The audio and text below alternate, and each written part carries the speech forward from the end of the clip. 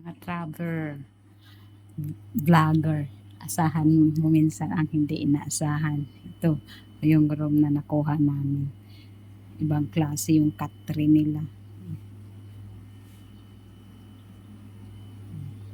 Magugulat ka. Simentado. Hindi pwede ma-move. Simento. Hindi siya pwede mag-move. Parang nasa pancho naman tayo nito natulog. And headboard. Pati lamisa. Yung small table nila, simentado. Ba't kaya? Yan yung simentado. Maganda pa naman ang wall. Maganda ang design nila. Maliit. May aircon, di masyado lang malamig. Tapos may TV, hindi naman naandar. Pero naluka talaga ako dito sa catering simentado. Yan, simentado yan.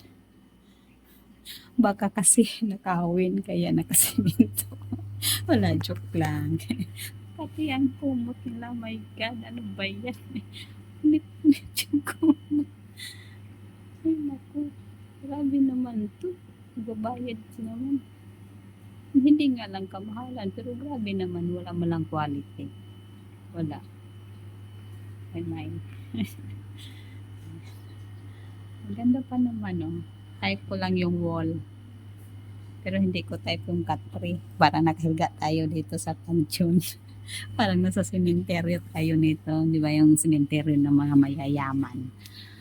May ano, may kwarto. Parang ganun.